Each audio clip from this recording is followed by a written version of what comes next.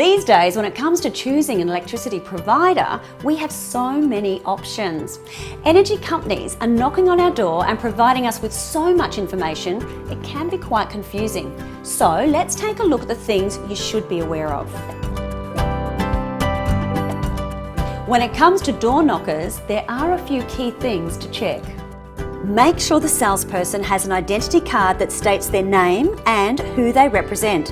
Don't sign anything on the spot. If you don't understand, then don't sign. Don't let them pressure you into something.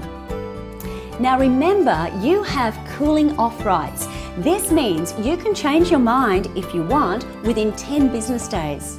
If the salesperson hasn't told you about a cooling off period, then ask them. Even if they provide you with a service during this time, you can still cool off. Do you know what type of hardship programs are available to you through your energy provider? Hardship programs recognise that sometimes you need additional assistance and some flexibility in paying your bill to ensure you have access to a reliable energy supply. They do this through a supportive service that helps you manage your payments. Your electricity and gas meters are used by your energy provider to charge you for the power you are using within your home. Depending on your provider, your bill may show an estimated or actual cost. Now, knowing how to read your meter is very important because then you can keep track of how much energy you're using, but also you can see if your meter reading matches your bill. Now, meters look different in different states, so the main thing is to know where your meter is and to get assistance in reading it if you need. Reading your energy bill can be confusing. There can be a lot of information in regards to peak and off-peak energy use and the rates you were charged for each. A peak tariff is used when there is the greatest demand of electricity. Now, this happens generally when lots of appliances and energy is being used, such as the early evening. Off-peak is consumed at either a day or time of the week when the system demand is low.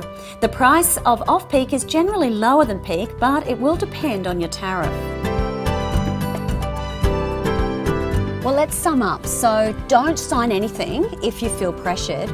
Ask your provider what hardship packages are available and learn how to read your meter so that when you do receive the bill, you can just make sure you're not being overcharged. You'll find it just a little bit easier if you follow these tips.